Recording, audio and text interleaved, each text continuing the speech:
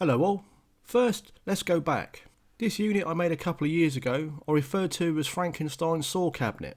A functional, not aesthetic beast. It brought the miter saw and bandsaw tables level with my bench tops and had a mini MFT sandwiched between. Below all that was storage for what essentially became empty L boxes and other odds and sods. It worked brilliantly, but it was pretty long and excessively heavy. Moving it for certain builds or cuts, even cleaning, was a real pain. It's just not practical in my small space, and I want the L boxes gone as I no longer frequent job sites and my tools stay out for easy access in a workshop now. The monstrosity was constructed out of the best part of 2/3 of a sheet of 12mm ply. Dismantled now, I'm left with these small panels. Not all of them reusable, as, in a moment of absent-mindedness, I measured the L box cubbies exactly to width. Exact meaning they were too tight to be practical, and I had to machine away the cheeks of the cubbies to get them to fit. Silly boy.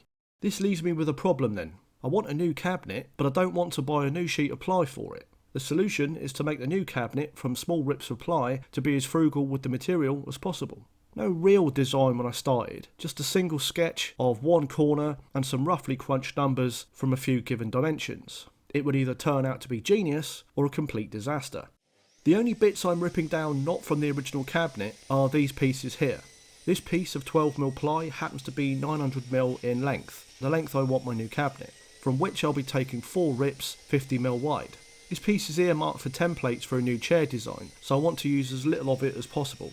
Talking of using as little as possible, the thumbnail was no lie. A cabinet made the way I'm about to show you could indeed save you up to 62% on material use over a more typical unit made from full panels.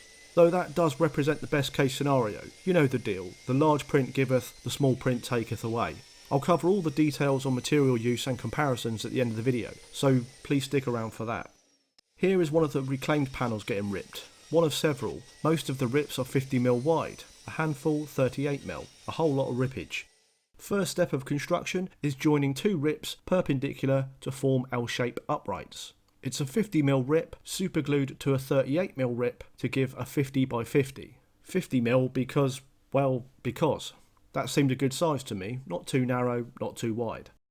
I used the bench clamps to squish it together, then a bit of accelerant. They're now held fast temporarily so I can quickly batch them out. Then to the table saw to square one end and cut the other to finish length using a stop.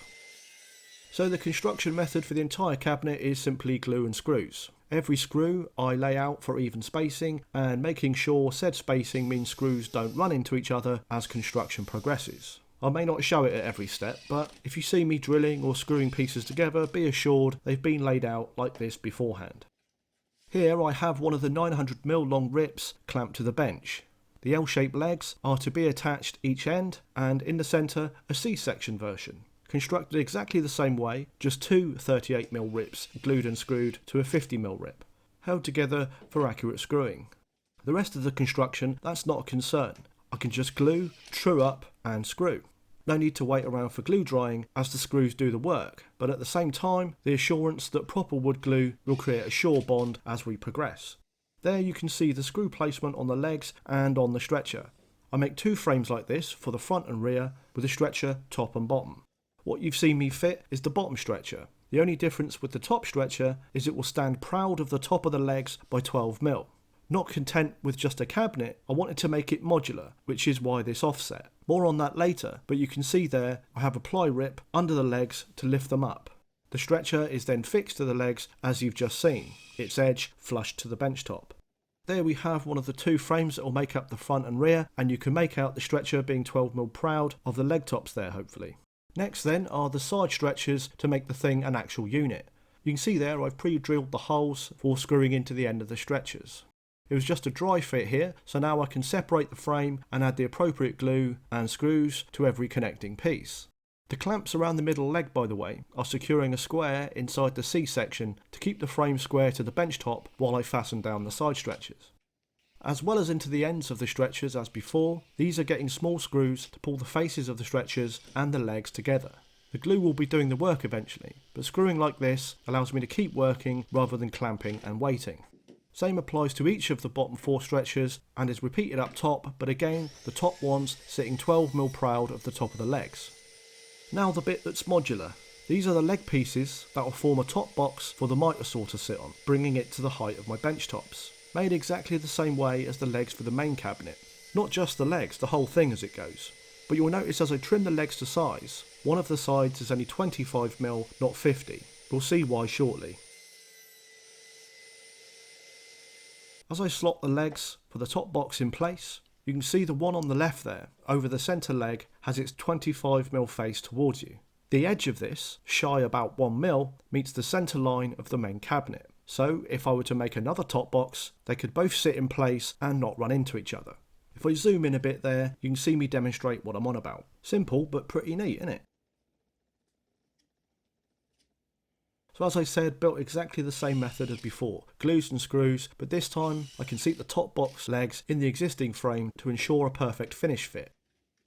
Like the main cabinet, the top box has its top stretchers standing 12mm proud, because modular. Good place to note here that the bottom side stretchers you'll see are inside the legs, whereas the top ones are fitted outside. This is so the frame itself provides ready-made drawer runners or shelf supports inside. I have the completed top box mounted on the left here now. To demonstrate its modulariness, I wrestle it over to the right side position. I'm really happy with that fit, even if it does make me pull the opposite sort of face to blue steel in Zoolander. All made possible by a simple L-shaped leg. Gotta love it.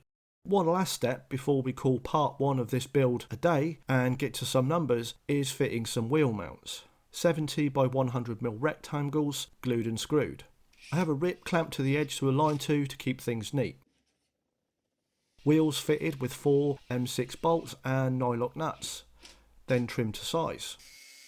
It's funny, you know, I've been using these DSL 120mm lockable casters on numerous bits of kit for years, and I've only just noticed that by lockable, they don't just mean they have a brake, but it locks rotation too. How have I only just noticed that?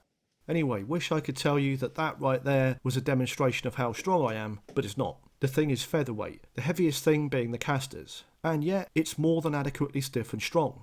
Don't believe me? Alright, let's get that thumbnail.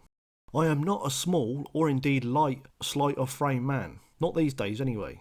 Nevertheless, the sketchiest thing about me sitting on the thing atop my bench here was that my head was against the ceiling, getting covered in cobwebs. Very little flex in the cabinet, no unwanted noises or creaks, except from me climbing in and out, while the ceiling had me doubled over. Okay, so let's get to the numbers game. So in what instance would this save you 62% ply, and is there a catch? Okay, so here's a rendering of a fairly typical cabinet you might make from ply. I've dimensioned it here exactly the same as my ply rip cabinet and included a central divider as my rip cabinet essentially has one. It uses 1.752 metres square of ply. A full ply sheet, by the way, is about 2.977 metres squares. My naked cabinet frame, as you see it here, uses just 0.665 metres square of ply. Here I've taken a screenshot of the percentage calculator with those numbers. As you can see, the full panel cabinet uses 163% more ply. Or you could say my rip cabinet uses just 38% of the ply, a material saving of 62%. But how would my naked cabinet frame be useful as it is? Well, you could use it to store these sort of assortment trays. Now obviously, I'm demonstrating them going in sideways here as I didn't dimension it for these trays, but you get the idea. These trays could be supported by 20mm rips like these ones. I won't calculate their material use, as you'd need something similar for the full panel cabinet. All this is rather best case for my cabinet though, so let's add to the numbers a couple of ply panels to sit on top of my cabinet to create a surface or a top. These would need to be 400 by 372mm, and I'd need 2. As you can see from the percentage calculator, the full panel cabinet would still use 82% more ply than mine. Okay, but the full panel cabinet not only gives you a top surface, but also a bottom one. Let's add a couple more of those 400 by 372mm panels to mine to give it a bottom shelf. Well, the difference is going down a bit, but the full panel cab still uses 39% more material. I played around with the numbers a little too, and as a full panel cabinet grows, say deeper and taller, more like a workbench with storage, so the savings on a rip cabinet grow. It's a pretty interesting exercise. Ultimately for me, what it's meant is I've saved so much material that I'm going to be able to make 7 drawers for my cabinet. 6 for the main unit and 1 for the top box. Drawers are the future. Making these drawers and covering the finishing touches will be next week's video, which I hope you'll join me for. I'd love to know your thoughts on a ply rip cabinet like mine.